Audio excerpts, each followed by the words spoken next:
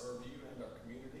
We pray today over our meeting here that you give us wisdom and help us to make choices and decisions that would bless our folks here and honor you. Lord, we also pray for all those who are sick or hurting and need your healing touch. We ask you to minister to them even now. Thank you, Lord, for all you do for us. We pray these things in Jesus' name. Amen. Join me in the pledge to the United States flag. I pledge allegiance to the flag of the United States of America and to the republic for which it stands, one nation, under God, indivisible, with liberty and justice for all. Now the Texas pledge. Honor the Texas flag. I pledge allegiance to thee, Texas, one state, under God, one and indivisible.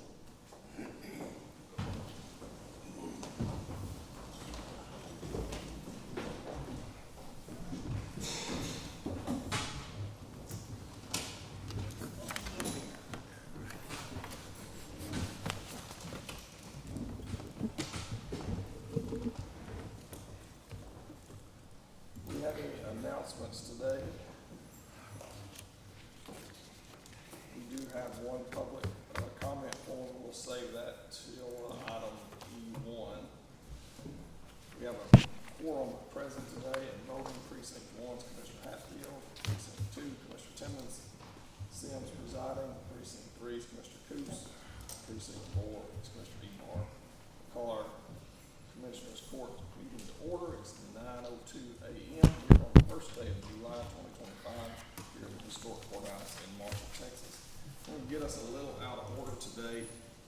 Since you see we've got our technology working, we don't want to disconnect anything because you guys know it may not ever work again.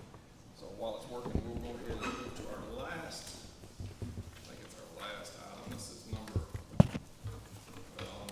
6 under new business. This is a presentation by Chandra Burks with Kaufman Associates on our final airport layout plan update regarding the 23 AL Marshall Grant project. You guys have the slide presentation in front of you. If you prefer, we can sit here and look at it, or you can move out to the front and look at it on the screen, or whatever your preference is. I think it'll be just as easy for us to follow on. Miss Burks, if you'd like to come on and get us started. All right, thank you, Judge. Good morning, everybody. Thank you so much for having me. My name is Chandra Burks. I'm with Kaufman Associates. We are an airport planning company. We do work all across the country, a lot of work here in Texas, and we are just about at the end of the update to the airport layout plan and narrative report for the Harrison County Airport. So I have some slides to share with you, kind of providing a high-level overview of the plan and the process. If you have any questions, feel free. If you want to jump in, or we can hold them until the end, it's completely up to you. So just starting quickly, as far as the purpose of an airport layout plan, or an ALP, and I'm going to use a lot of acronyms because that's what we do in this industry.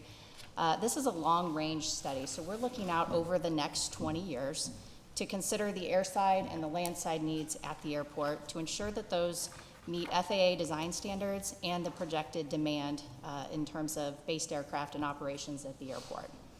These are typically conducted about every 7 to 10 years. That's what the FAA recommends, though it's not uncommon for it to stretch out a little bit longer than that, which is the case here at the airport. But that way, the airport can stay up to date and current with FAA guidelines for planning, design standards, and safety, and to continue to meet that projected demand. So the ALP update really is a twofold, it serves a twofold purpose. One is to evaluate that demand potential. So we've developed projections over the next 5, 10, and 20 years into the future. And then also to identify the capital projects that need to be planned. And really this is a great tool for you all because it gives you the foresight that you need to plan for those projects, to secure funding for those, and just to plan ahead and have the flexibility to make sure that you are meeting those needs long term. There are 2 elements that are submitted to TxDOT and the FAA for review and approval. One are those aviation demand forecasts, and I'll dive into that here in just a moment. And the second piece of that is the airport layout plan itself, the drawing set. But this is a local document, so this is something that we are asking Harrison County to approve. It is a vision for the future, and it is intended to serve as a long-term guideline, over these next 20 years so that you all plan ahead. One thing that I do want to mention a couple of things that this is not. It is not a guarantee that the county is going to move forward with any of the projects that are depicted on the plan. It's not a guarantee that TxDOT will fund any of these projects. And it also does not provide environmental clearance. So there is an environmental component that's included in this, but there are several environmental processes that will have to be gone through for each of the projects, or most of the projects really, that are depicted in the plan. As far as the process itself, we have it divided into 2 phases, which you can see they're outlined in the red boxes at the top. And then on the bottom, in the blue boxes, is kind of our public outreach component. And I'll talk a little bit more about that on the next slide. But you can see here in phase 1, it kind of comprises the bulk of the study, so about 2/3 of it. So we go all the way through the inventory, through the airport development alternatives. And then phase 2, which we just completed here a couple of months ago, culminates in the recommended development concept, which provides the basis for the ALP set itself, as well as the capital program. So where we are right now is we are at the draft final stage. You all should have a copy of the draft final report. Next, we will move into the approval. So we, again, are asking for county approval, and then we will submit it to TxDOT. Once we have their review and approval, it will then go to the FAA and go through their lines of business. And after that, we will be at the end of the process, and final deliverables will be sent. I mentioned a public outreach component. One of the first things that we do is we set up a custom study-specific website, and that's where we house all of our materials. There's a comment feature there so that the public can submit comments, and they come right to the planning team. But our outreach component, aside from that website, there's really 2 parts. One is the Planning Advisory Committee, or the PAC, and that is made up of various airport stakeholders. So the judge was on the committee. We had some Airport Advisory Board folks that were on there, Economic Development Corporation, TxDOT, the on-call engineer. So it really is a collection of people that have different perspectives that they can feed into this plan as it progresses. And then we also did host a public information workshop. We held that back on March 25th. So we came down with display boards, and we had information stations so that people could come in and learn about the plan and talk to the planning team one-on-one. And we did have a few folks turn out for that as well. As far as the key outcomes of the plan, I've mentioned the aviation demand forecast, the critical aircraft determination, which is part of the forecasting effort, the recommended development concept, which again is kind of the blueprint for the future, and then is reflected on the airport layout plan drawing set, and then the capital program that looks at each of those projects individually. So I'm going to talk a little bit about each of those elements. As far as the forecast, those are divided into 2 main demand segments. One is the number of annual operations. 2 is the number of based aircraft.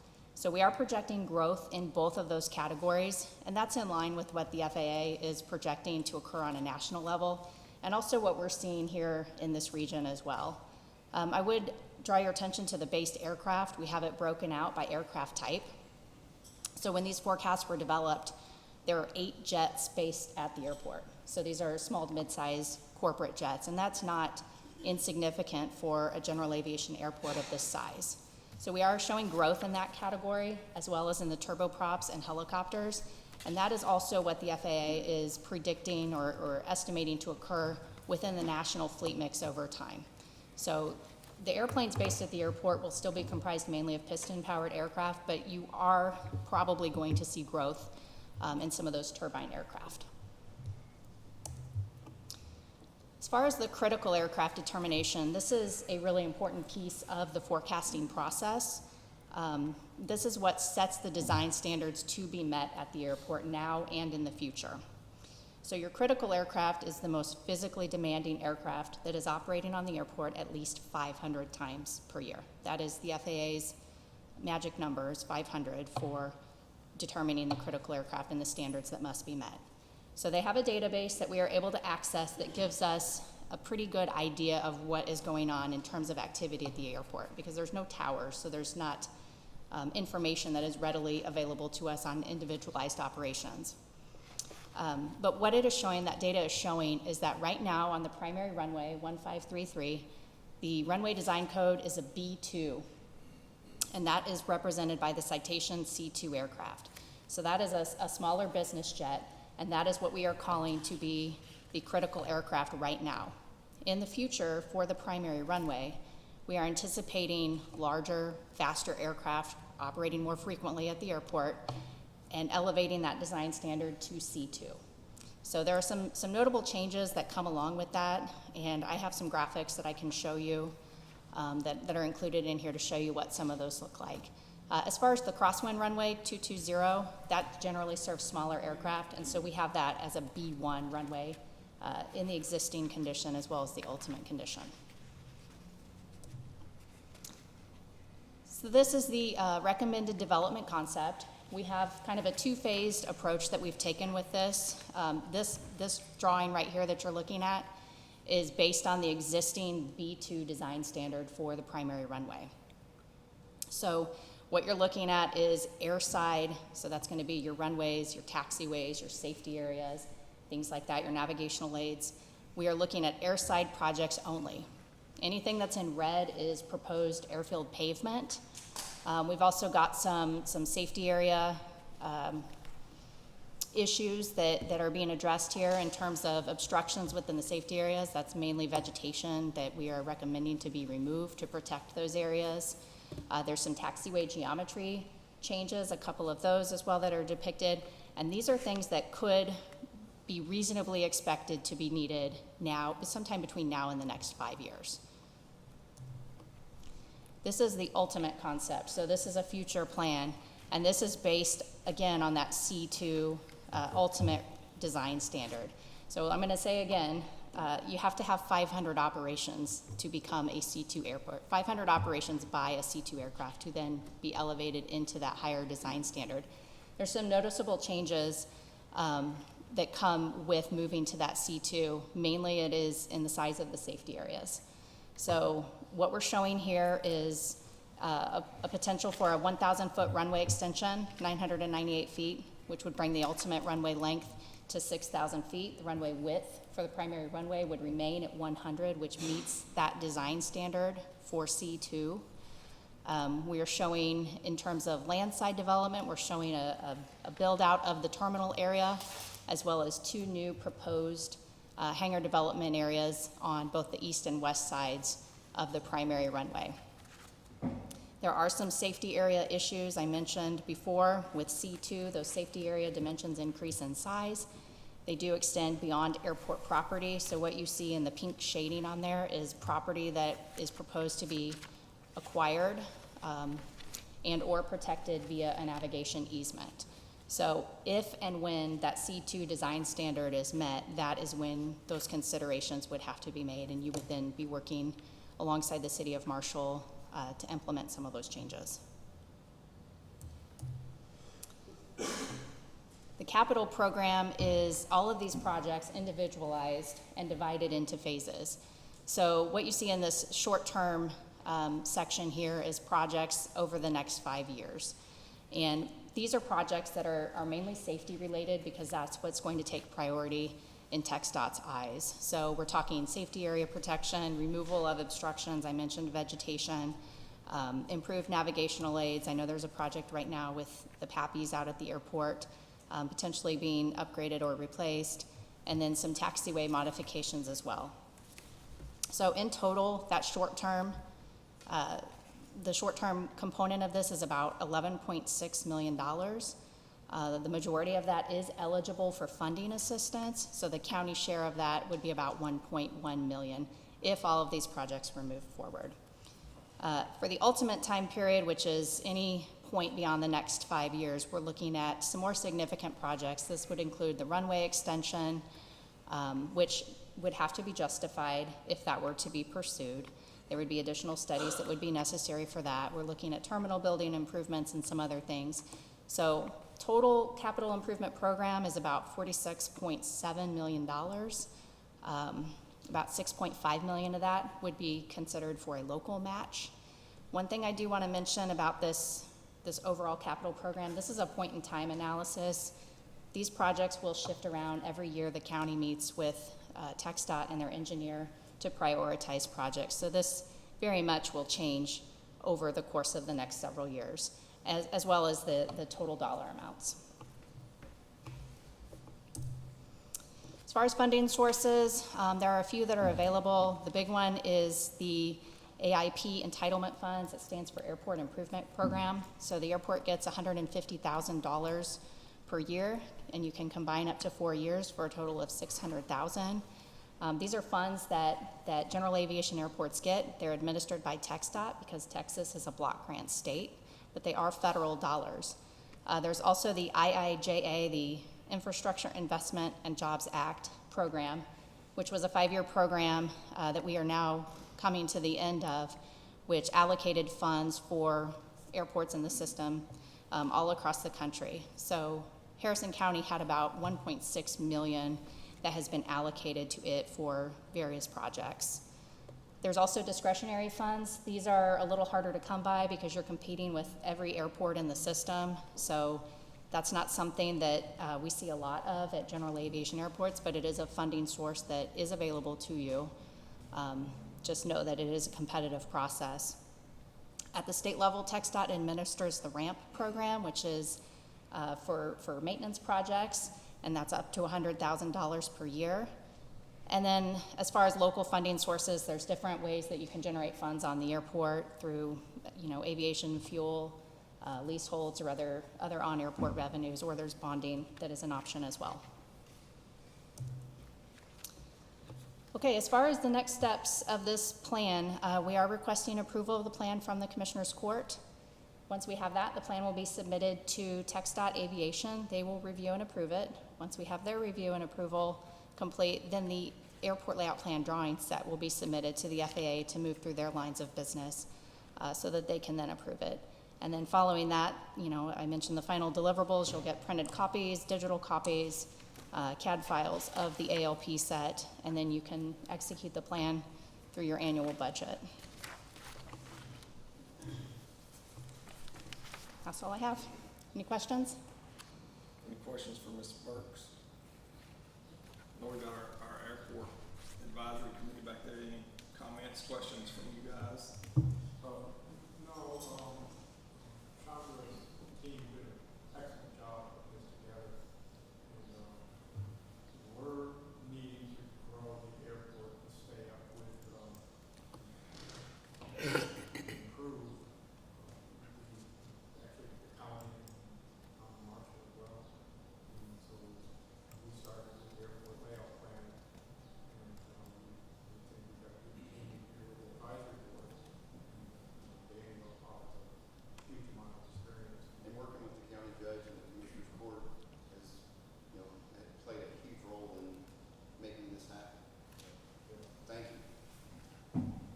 Fortunately, we only have to go through this once every 20 years, so I can tell you it's a lot of information. That's what y'all produced, that book, and you guys have got a copy of it there on your computers. I've been thoroughly through this as well. I know these guys have. We made a few adjustments, but I believe this is a good guide for us for the next 20 years. The list of projects can 100% guarantee we won't do all of those projects over the next 20 years, but you kind of have to throw the whole kitchen sink at this. You have to put everything on there that you want to do, because if you don't include it here, it's hard to get it approved. That's right. After this point, so That's right. why you see so many projects on there. That's just kind of our wish list. Yeah, and any project that you want to seek any federal funding on, or state funding for that matter, has to be depicted on that ALP. Or they'll say, well, it's not on your ALP, you can't do it. You need to go back and update your ALP, and you'll be going through this again. So that's why some of those items are really long-term, kind of visionary items. Are we still anticipating the closing of the Longview Airport? Or do you know anything? I don't know about that, Okay. no. I haven't heard that. All right. Any other questions for Ms. Burks? If not, is there a motion to approve our final ALP update? Motion to approve. Is there a second? Second.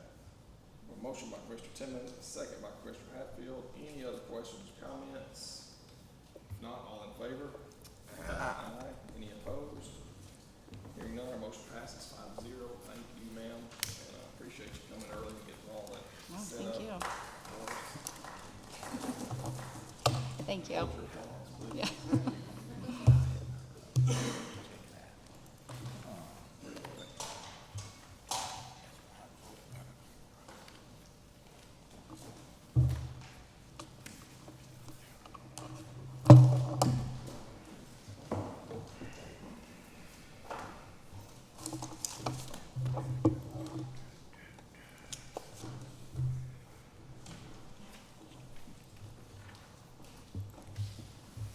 All right, we'll move on to our regularly scheduled programming here. First up's our auditor, Ms. Haynes. Administrative report, good morning. Good morning, Judge, Commissioners. You should have a copy of the May 2025 financials. Please keep in mind these are unaudited and unadjusted fund balances. As of May 2025, we have a fund balance of $42,136,705. On page 2 is a summary of the general fund. As of May 2025, we have collected $27,521,085 in comparison to $26,372,457 in FY24. That is an increase of $1.1 million and or 4.36%. On the expenditure side, we have spent $19,444,715 in comparison to $16,691,565. That's an increase of $2,754,150 or 16.5%, and the majority of that is within the public safety, which is primarily our Motorola grant, our Motorola communications upgrade. From a net perspective, we have collected $8,075,370 more in expenditures in FY25 in comparison to $9,680,892 in FY24. On page 4 is a summary of the Road and Bridge Fund. As of May 2025, we have collected $6,450,641 in comparison to $7,041,243. That's a decline of $590,602. That is our motor grader sale from in FY24 that's driving that decline. And from an expenditure standpoint, we have paid $3,587,385 in FY25 in comparison to $6,274,220 in FY24. Again, that's the purchase of the motor graders in FY24 along with the balloon payment from the repurchase from the motor graders that we traded in. On page 5 is a net position for the Road and Bridge Fund. As of May 2025, we have collected $2,863,256 more than what we have spent in comparison to FY24, where we collected $767,023 we collected more in revenue than what we've spent. On page 6 through 11 is a summary of revenue in comparison to budget. On page 12 through 16 is a summary of expenditures by department in comparison to budget. And on page 17 is a summary of our debt. And of course, that's the Motorola tower that is currently in progress in Precinct 4. And that's all I have for the May report. Any questions on Ms. Haynes' administrative report? If not, we'll move on to item number 1, consideration of approval regarding line item transfers. Requesting transferring $48,492.25 between departments and not funds, but departments. Is there a motion to approve? So moved. Motion by Commissioner Hatfield, second by Coos, any questions or comments? All in favor? Aye. Any opposed? Hearing none, motion passes 5-0. Item number 2 is consideration and approval of payment of regular bills. Requesting payment of $349,882.24. Is there a motion to approve payment of our regular bills? Motion. Second. Motion by Commissioner Ebar, second by Commissioner Timmons. Any questions or comments on our expenses? If not, all in favor? Aye. Any opposed? Hearing none, motion passes 5-0. Next up, number 3 is consideration and approval of payroll for June 20th, 2025. Is there a motion to approve? Motion. Second. Motion by Commissioner Coos, second by Commissioner Ebar. All in favor? Aye. Any opposed? Hearing none, motion passes 5-0. Thank you. Thank you, ma'am. Next up, the Road and Bridge Department Administrative Report. Good morning, Mr. Davis. Good morning, Your Honor, Commissioners. How y'all doing? Well, we finished up on State Line in Wascom, and we've completed Country Club Road East. We're tying in driveways out there today. Of course, the rain's held us back on a lot of stuff, just like it has everybody else. On the east side, we started on Owen George, which is half precinct 1, half precinct 2. So we finished chewing up the top today. We should be soil cementing the base tomorrow. And we also started chewing up Keesler Road. And there was also an accident on Keesler Road at the beginning of the year, which did some damage to one of our bridges down there. So we hired the contractor to fix it. Anyhow, Darla's been working with TAC to recoup some of our money from the driver's insurance. But they did complete that job last week. The bridge repairs. Yes, sir. I'll send you some pictures of it. I sent it to Jay this morning. Also, we had to replace a 72-inch culvert on Noonday Road West due to all the flooding we had. Holly Street project is be wrapped up this Thursday. The rains held them up. They've got some seeding to do and a few asphalt patches to do, and it turned out pretty good. I don't know if you had a chance to make it down there and look at it. Yes, sir. But it turned out pretty good. More than pretty good. Looks real good. Yeah, And it works. and it works. That's That's it. the biggest part. And everybody's happy. And the contract mowers in the Wascom area right now. So they've been having a, Have they been? sir? Where all have your mowers been? Well, they started on the west side up in Harleton, and they're going clockwise. He's got all the high country up there. When they started, it was wet, so they should be hitting Wascom and swinging around through Elysian Fields, and then they'll go back south, down everything south of 26, 25, then they should be through. Very good. But it's been a good year for growing grass. Any questions for Mr. Davis on his administrative report? If not, we'll move on to item number 1, consideration approval of personnel changes for Harrison County Road and Bridge. There were no changes since our last court meeting. Easy enough. Is there a motion to approve? So moved. Motion by Commissioner Hatfield, second by Commissioner Timmons. All in favor? Aye. Any opposed? Hearing none, motion passes 5-0. Number 2 is consideration and action regarding the approval of the utility application submitted to Harrison County Road and Bridge Department as attached for Spectrum and Gill Water Supply Board. Yes, sir, there's quite a few. There's 20 requests for new fiber optic installations and 1 water service line. All these utilities have been reviewed and inspected, and they do meet our specs outlined in the utilities applications. And I know you got a lot of boring going on, this fiber optic business, all on your right of ways. How's that? Well, the phone calls have begun to slow down, but we're still getting them. They are going back and dressing it up and making everything look, nice. It's just, like you said, growing pains.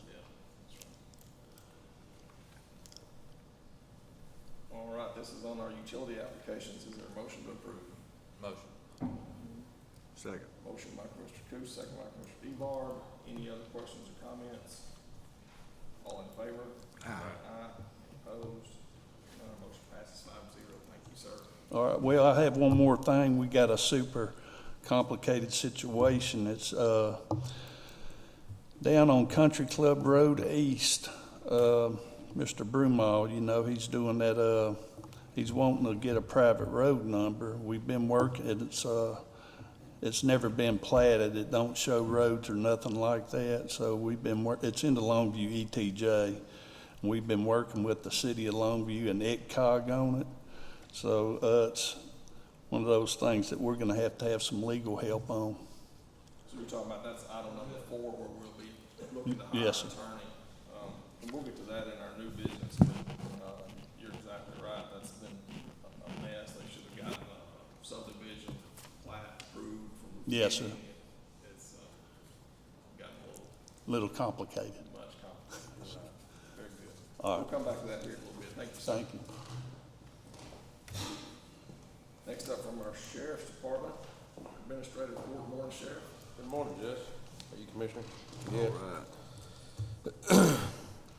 Activity summary for the 5/28 through 6/24/2025. Sheriff's Office answered 2,372 calls for service, took 160 criminal reports, assigned 79 to Criminal Investigation Division for further investigation. 67 persons were arrested, booked into the Harrison County Jail by the Sheriff's Office. 383 traffic contacts, 7 mentals were dealt with, 26 transports for warrants division and mentals for a total of 4,844 miles. We had received 112 legal documents. We served 73 personal services. 12 indictment precepts were served in the jail, 18 tax postings, and 18 postings county and district, for a total served of 121. 800 juror summons were sent out. Our jail population as of 6/25 was 264 inmates. We're currently housing 33 inmates for the U.S. Marshal Service on the federal side and 2 for Marion County for overpopulation, for a total of 35 contract inmates. We did our fire marshal's office did 2 fire inspections, 5 illegal dumping cases, picked up 8 loads of litter for a total of 4,032 cubic feet of litter removed from our streets. 4 structure fires were investigated, 14 complaints, 2 notice of violations, 15 inspections, 23 hookups for Upshur Rural, 18 for Panola Harrison. We did 17 single-family permits for a total of $6,120, 3 commercial permits for a total of $1,680, for a total money collected of $7,800. That concludes my activity summary for the month. Very good. Any questions for the sheriff? I understand that today we're beginning our health inspection there at our fire marshal's office. Yes. Is that right? Yes, begins today. And our first day of doing it ourselves. Dual duties. On to item number 1, this is consideration and approval to accept a donation in the amount of $200 from David Thomas, which is to be used for Harrison County K-9 program. Is there a motion to approve? Motion. Second. Motion by Commissioner Ebar, second by Commissioner Coos. Any questions or comments? And we always want to thank Mr. Thomas, faithful. Absolutely. Commissioner Coos, if you don't know Mr. Thomas yet too well, he's maintained this now for about 3 years, every month, for absolutely no reason, just out of the goodness of his heart. He's helped our K-9 program go along. Matter of fact, he helped send everybody to Florida to the NNDDA this year. So he does really good with his money, and we try to put it to good work to better serve him for giving it to us. So we're very appreciative. Very appreciated. Motion and a second, all in favor? Aye. Any opposed? Hearing none, our motion passes 5-0. Number 2 is consideration approval to accept a donation in the amount of $500 from an anonymous donor, which is to be used contributions also from the Harrison County K-9 program. Is there a motion to approve? Motion. Second. Motion by Commissioner Hatfield, second by Commissioner Timmons. All in favor? Aye. Any opposed? Hearing none, our motion passes, 5-0. I know that's an anonymous donor. I know you know who that is, Sheriff. If you would certainly pass along our Absolutely. appreciation. We're Yes, sir. grateful. I know we all are too. Thank you, sir. Thank y'all. Next up, under the county clerk's business, we have item number 1's consideration and approval of the transcribed minutes of the Commissioners Court meeting on June 17th, 2025. You guys have had a chance to review that. Is there a motion to approve? Motion to approve. Second. Motion by Commissioner Timmons, second by Commissioner Ebar. Any questions or comments? All in favor? Aye. Any opposed? Hearing none, our motion passes 5-0. Next up, under the treasurer, item number 1 is consideration and action regarding the approval of the treasurer's monthly report for April 2025 and authorization published on the county website pursuant to local government code section 114.026. Good morning, Ms. Rushing. Good morning, Judge, Commissioners. For the month of April, our beginning balance was $20,519,725.79. Receipts, $6,126,002.52. Disbursements, $5,983,660.38. Cash ending plus our investments for the month of April was $41,266,075.71. Before we move on to approving this, we do have a public comment from Ms. Amanda Harden. If you have a comment about this item, we'd be happy to hear from you. Go ahead. Sure, you can go right to the microphone. Good morning. My name is Amanda Harden, and I need to provide public notice to Harrison County Commissioners Court. This is in accordance with the USCS Rules of Civil Procedures, as well as Rule 17 and Rule 20 of the United States Supreme Court. The Constitution of the United States has the overreaching requirements that every state must follow. I don't think anyone will deny that. The states cannot enact their own alternative legislation substituted for the guarantees of the Constitution of the United States. That would mean that the state's laws are more powerful than the Constitution. The United States Clause 1 of Amendment 5 to the United States Constitution says, "No person shall be held to answer for capital or otherwise infamous crime unless on presentment or grand jury." However, the state of Texas has enacted its own alternative legislation that permits the prosecuting attorney or police officer to charge by information, not by indictment. That's unconstitutional. An emolument violation is when you pay a public official to break the law. The Constitution has 2 areas that enforce this.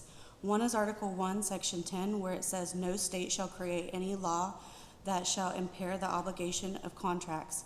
Police officers, prosecutors, judges, all under a contract to perform that's based on the oath or affirmation that they took. The contract perimeters are defined within the Constitution of the United States. When the state enacts a law that directs their agents to disobey the law, the Constitution of the United States, that would be a violation of Article 1, Section 10. Now, the 14th Amendment is the other place you'll find the reinforcement of this issue, and that is where it says, "No state shall create or enforce any law that shall abridge the privileges or immunities of the United States citizens." The privileges and immunities of United States citizens are a minimum, those enumerated within the Texas Bill of Rights. The first 10 amendments, they cannot be impaired, and thus the state of Texas has enacted a law in its inferior Constitution that is permitting public officials and law enforcement, whom you pay, to violate the Constitution of the United States. As a result, there is an inordinate amount of people currently imprisoned in the state of Texas illegally and unconstitutionally. Tanawa Downing is litigating this issue at United States Supreme Court. I'm here to notify you that if you continue to pay public officials to break the law, there can be criminal sanctions that would come from that. We don't want to go that path. but officials must be made aware that paying people to disobey the law is an eminent violation. It is illegal. It is unconstitutional. I am asking you, honorable individuals, to please look at Clause 1, Amendment 5, confirming to what I say to be true, and then direct your public officials to act in lawful, constitutional manner consistent with the obligations that are codified in the Constitution of the United States of America. I have a notice that I would like to put on record, and thank you so much. God bless you all. Thank you, Nancy. Sure, please. Thanks.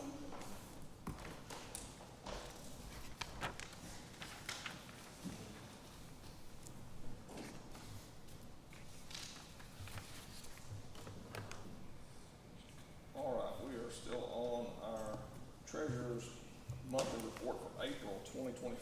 You've heard from Ms. Rushing regarding the balances. Is there a motion to approve? Motion to approve. Second. We have a motion by Commissioner Timmons, second by Commissioner Coos. Any questions or comments on the treasurer's monthly report for April 2025? If not, all in favor? Aye. Opposed? Hearing none, motion passes 5-0. Item number 2 is consideration and approval of the Harrison County Treasurer's investment report for the month of April 2025. For the beginning of the month of April, in Texas class, we began the month with $1,143,377.31. Interest earned was $4,176.01, with an ending balance for Texas class of $1,147,553.32. Texas Bank and Trust Wealth Management, we had a balance of $19,456,454.46, with an investment total of $20,604,007.78. Interest earned from Texas Bank and Trust Wealth Management for the month of April was $93,979.93. With our Texas Bank and Trust Money Market, we earned an interest of $80,663.18, with an ending balance of $21,109,688.69.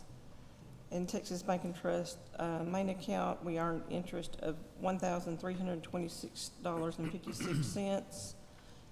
Total earned interest for the month of April was $180,145.68, with a yearly FY25 yearly interest total of $912,607.85. Very good. Is there a motion to approve? Motion. Motion by Commissioner Ebar, second by Commissioner Timmons. Any questions or comments? Great job on managing those funds and making some good interest there.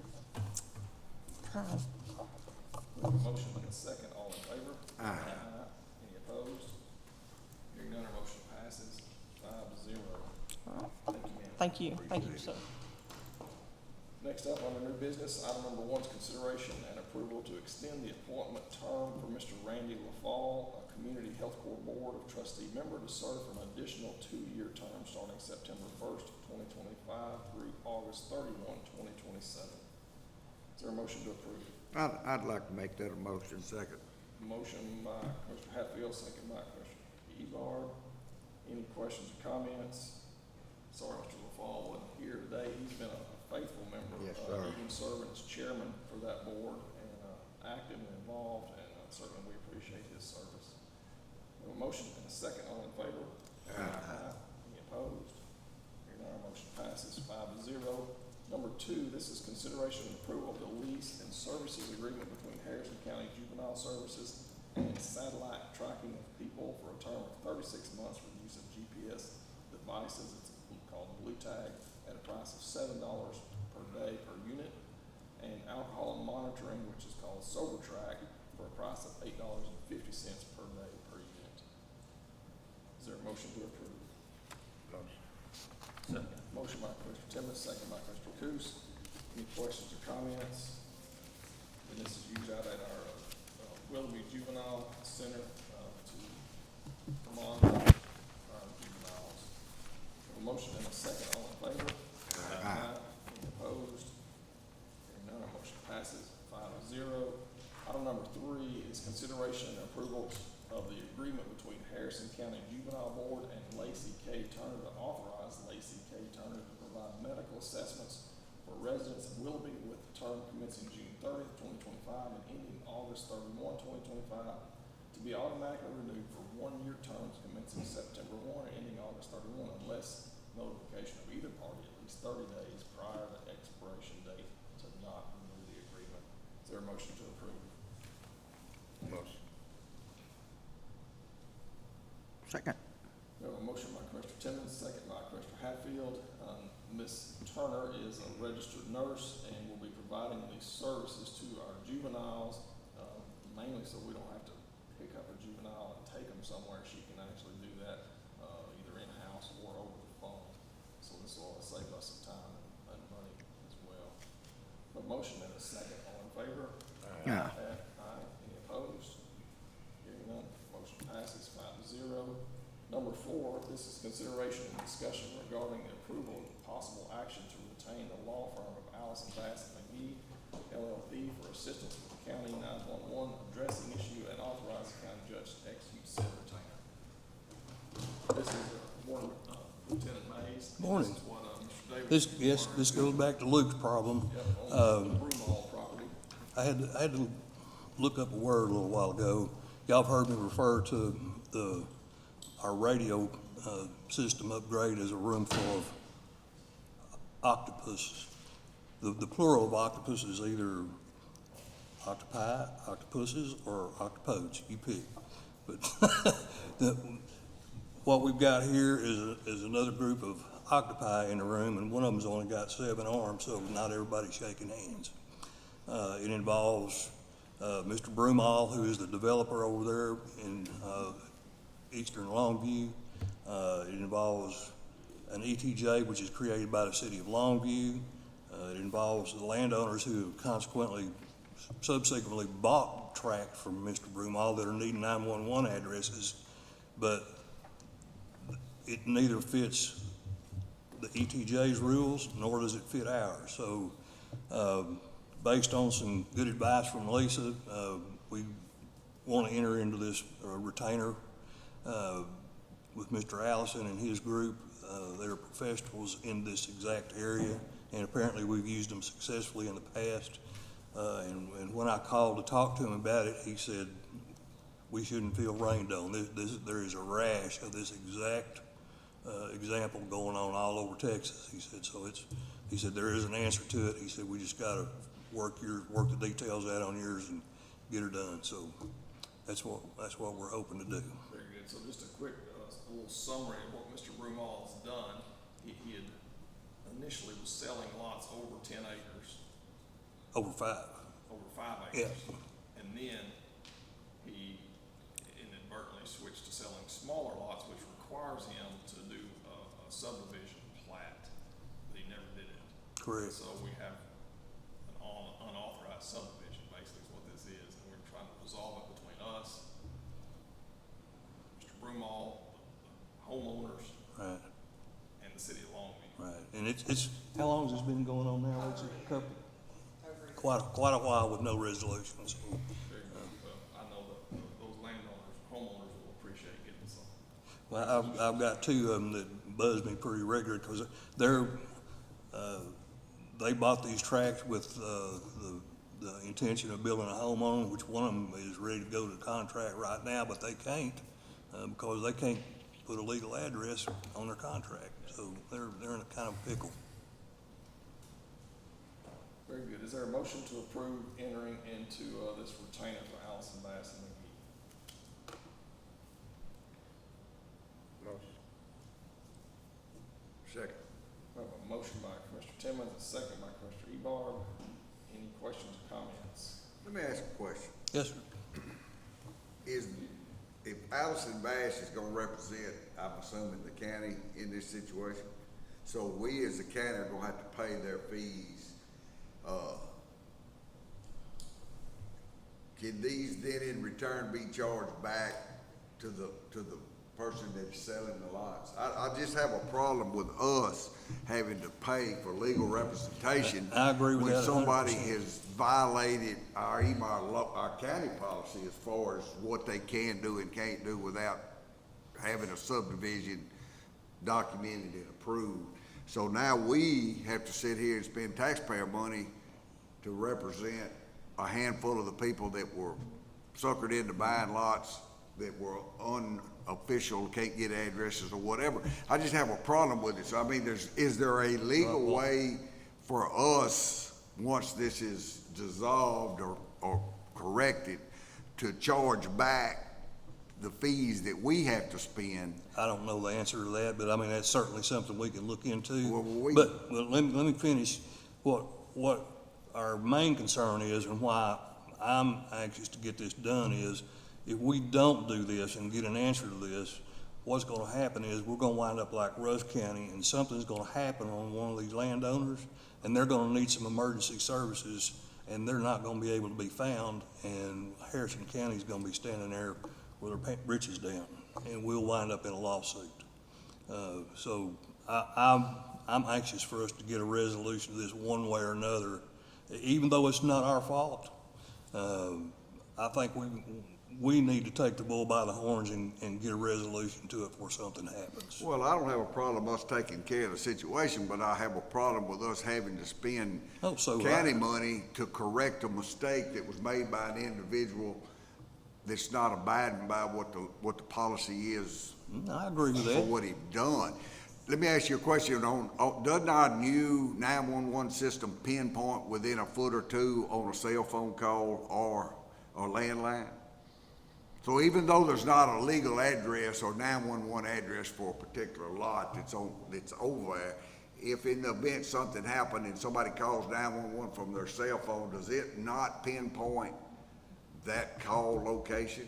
I thought that was one of the new advantages of, or is that in the system that we're trying to go to when we upgrade? I don't guess we've upgraded our dispatch 911 No. through, that's the EDCOG system, That's the isn't it? Piney Woods. Okay, not, we're still Well, it's under the EDCOG, northeastern 911, okay, Yeah. okay. Texas Eastern. Or Texas, whatever, okay. Let me add, at this point, we are just going to Allison and Bass for guidance on how to proceed. There's not any legal Oh, proceedings or okay. anything going on. The subdivision regulations are huge, massive. There's this caveat and that caveat, and it's beyond my knowledge.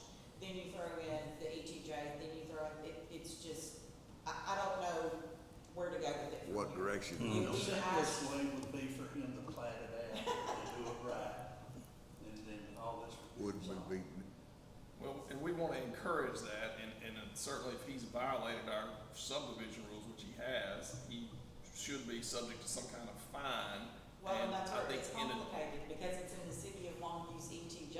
Well, It's not then even they're not county. doing anything about it, so I think we're within our rights to fine him, and I would add on there to recover our attorney fees. Worst he can do is not pay it. Mr. Cole, are you aware of any of this? You been on board on any of this? We've been talking about that things done is illegal. how to explain to me how the ETJ overrides Harrison County? They have a more stringent regulation in the ETJ than we do. So they claim the ETJ, and whoever has the more stringent regulations are the ones that must be abided by. So if ours was more complicated, they would Yeah. have to abide by ours. But his is, the city of Longview is this big, and there's a lot more to it. Plus, the ETJ is there in case it would ever be annexed, it would already be in compliance with their existing regulations. I assume there's other subdivisions already in place that abided by all the guidelines. Yes. That's in Harrison County. Across the And street the from it, right ETJ, next okay. door. All in there. whole area. Well, Any other questions? We have a motion and a second, to approve this retainer. All in favor? Aye. Any opposed? Hearing none, our motion passes 5-0. Item number 5 is consideration and Thank you. approval of the final, yes, thank you, Lieutenant Mays, final payment, the closing of the said purchase being tomorrow, July 2nd, in the approximate amount of $45,000 for the purchase from SNC Properties of said property being parts of lots 1 through 9 of the Orchards addition to the proposed Baker Estates subdivision that was approved on June 3rd, 2025. I'd like to remove this from our agenda today. I got some information late that showed that the survey is incorrect. So we can't pursue, we should not proceed on this, so, Is this property that's in this long-range plan on one end of the current runway? it is, so it's that north end, maybe your left side, well, no, that, in that red area right there, there's an area called an RPZ, a runway protection zone, and it's about 1.5 acres, and it gets into that Baker subdivision, and it looks like they surveyed about 1/2 acre instead of 1.5 acres, and so we don't wanna close on part of what we need to make sure it's done properly. So we'll have to get this resurveyed and revisit this item. Were they turned over, what to survey the property, or is the description of the property that they're selling wrong? I mean, is it a surveyor mistake, or is it a description of the actual property that we're trying to buy? I think it's a surveyor mistake. On the engineer's plat, it shows 3 lines, and they used an incorrect line to survey it. There's an ultimate property zone, the runway protection zone, and some kind of easement, and they should have been using the RPZ, the runway protection zone. Have you been in contact with the survey company?